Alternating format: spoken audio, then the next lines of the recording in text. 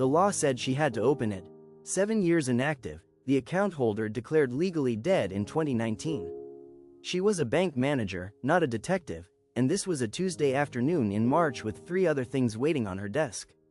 She lifted the lid expecting papers, maybe jewelry, maybe nothing at all. What she found was a sealed envelope, written on the front in careful block letters, "Do not open until 2026." The postmark on the inside flap was dated November 2021. Raymond Voss had been dead for 2 years by then. Raymond Voss had held the box since 1999.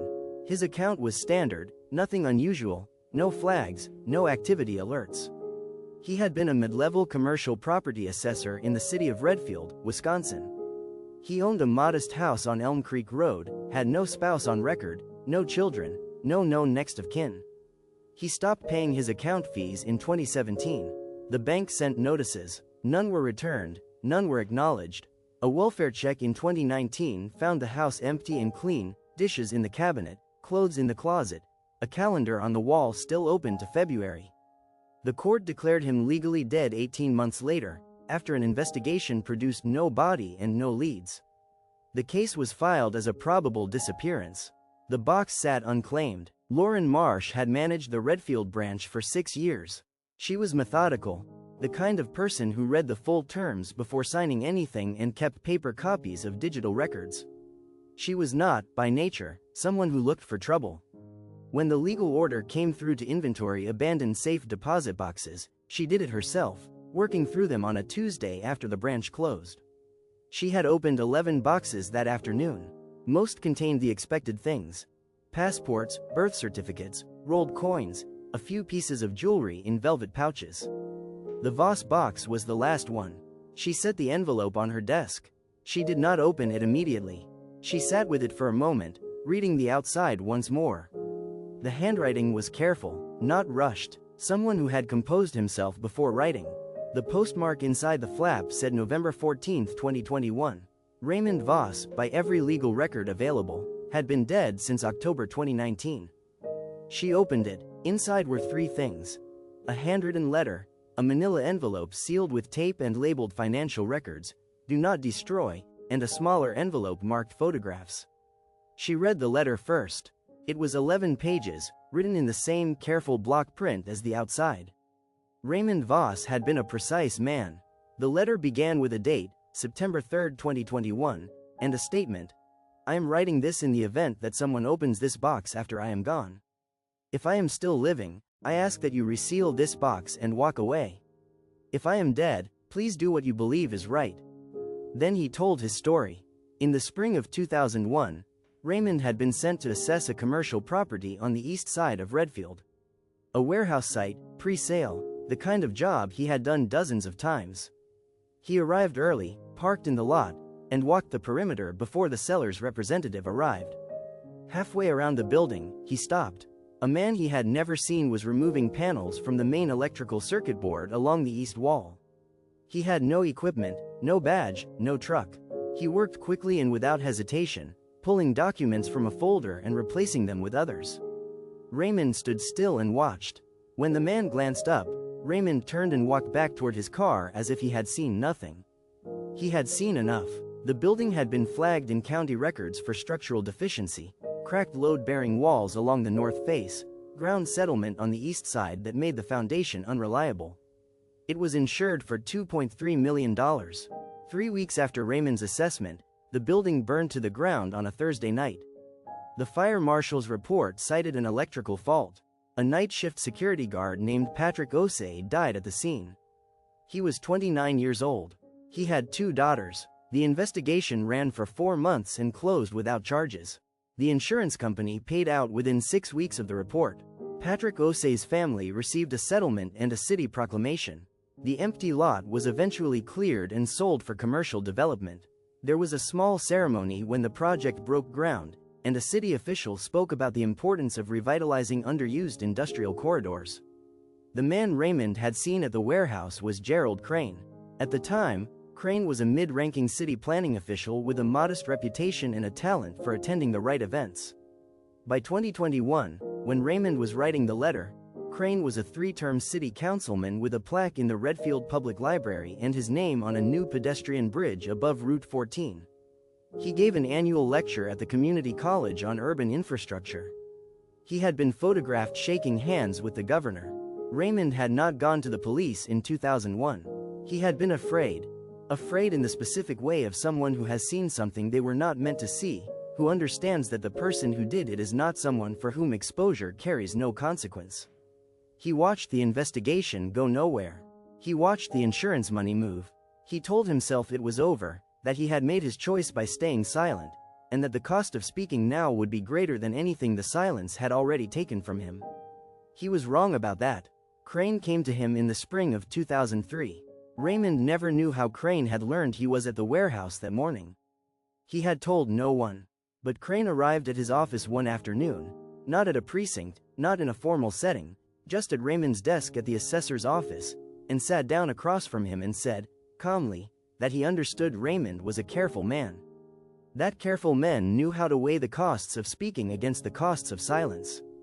That he hoped they could have a productive relationship going forward. He shook Raymond's hand on the way out and said nothing else. Raymond paid him for the first time in 2004, $1,200, cash, in an envelope left at a park bench on the south end of the River Walk, wrapped in a newspaper. After that it became regular. The amounts varied, sometimes $3,000, sometimes $800. There was never a contract, never a receipt, never a word exchanged that could be recorded or repeated. Just the envelope, the location, and the unspoken understanding of what would happen if Raymond stopped. He paid for 13 years. He wrote about what it felt like to prepare each payment. The worst part was not the money, though the money was real and the amounts accumulated to something staggering over time. The worst part was the ritual. Counting out the bills, folding them, choosing which newspaper to use so it looked casual on the bench. Walking away and not looking back. He had done it so many times that it stopped feeling like fear and started feeling like a kind of weather. Something you dressed for, something that was simply always there. In 2017, something changed. Crane raised the amount, $15,000, a single lump sum, with a 2-week deadline. Raymond had the money, barely, but something in him refused. He did not prepare the envelope. He waited. 2 weeks passed. Then, on a Thursday morning, he came home from an early errand to find his front door unlocked and a photograph on his kitchen table. A photograph of himself getting into his car that same morning, taken from a distance but perfectly clear. No note, no contact, just the photograph, centered on the table. He paid the $15,000 the following Monday. But he had also started planning. Raymond Voss had no family. He had few close friends. He had spent 16 years becoming someone whose disappearance would cause confusion but not grief. Over the next 2 years he methodically reduced his footprint, closing accounts, donating possessions in small quantities so nothing would flag as unusual, leaving no digital trail. He put his house on a slow lease arrangement that would quietly lapse. In February of 2019, he packed one bag, left his house exactly as it was, and drove west. He did not say in the letter where he had gone, and he did not write his new name. He had placed the documents in the box before he left. The financial records, the photographs he had managed to take at the warehouse in 2001 before turning back to his car, 7 images, wide angle, some unclear, but 3 of them with enough of the man's profile to be useful. And a single signed document, a maintenance certification that Crane had personally voided on the property 3 days before the fire. Raymond had found it in county records 2 weeks after the building burned, printed it, and held onto it for 18 years without knowing what to do with it. He left it in the box because he did not know what else to do with proof that had cost him everything. Lauren set down the letter. The branch was dark, the HVAC hummed, she could hear her own breathing. She picked up the manila envelope. The financial records were meticulous, a 17-year log of every payment, amounts, dates, and drop locations recorded in a ledger format so precise it looked almost official. $1,200 on March 4, 2004, $800 on November 22, 2005, $2,200 on July 9, 2007, $15,000 on October 17, 2017. Each entry cross-referenced with a 2-digit code she eventually decoded from the letter, the location of each exchange. Bench by the river, parking garage on 4th, The coffee shop on Linden, third table, newspaper left on the seat. She opened the photographs last. There were 7, printed on photo paper, slightly faded with age. The first 2 showed the building exterior.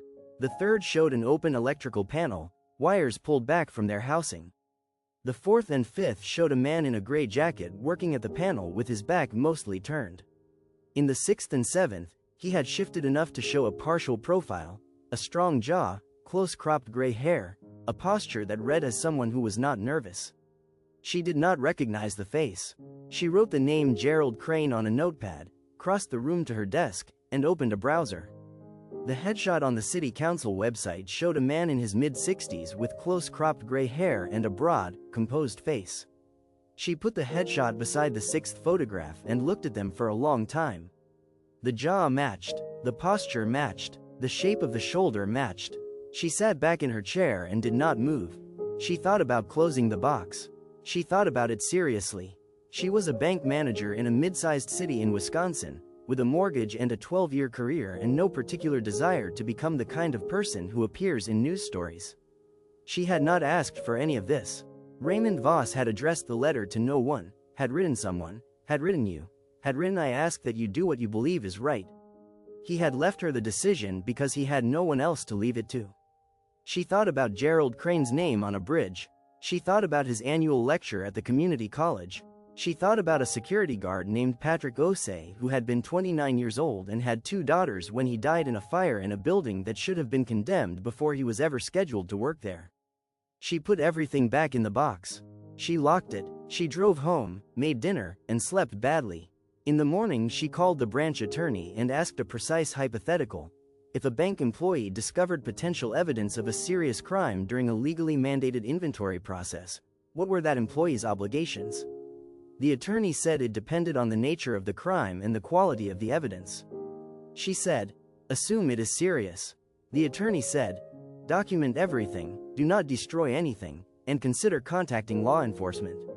She contacted the FBI field office in Milwaukee 3 days later. She sent a written summary by certified mail and followed up by phone.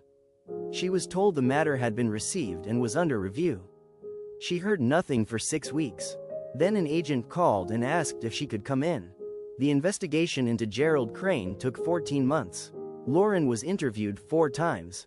She was not, as she had feared in her worst moments, implicated in anything.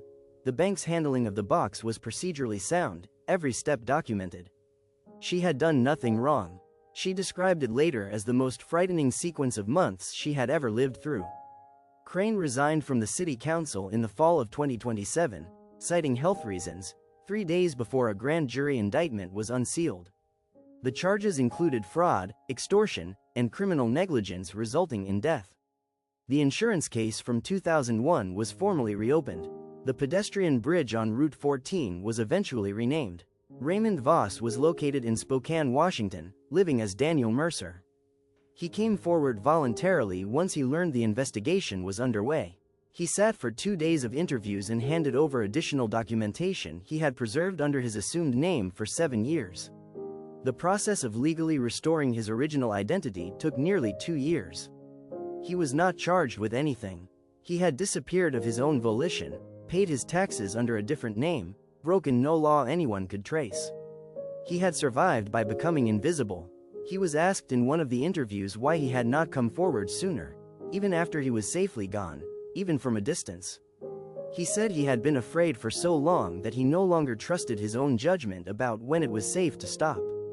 Lauren was asked a similar question, why she hadn't simply closed the box and filed the inventory. She said she had thought about it. She had thought about it seriously. Then she said she kept coming back to the name Patrick Osei. She had looked him up that same night, after she looked up Crane. She had found a photograph, a work badge photo, slightly blurry, a man in his late 20s with his name printed below. She said, there was never really a decision. There was just one night I needed to see it clearly.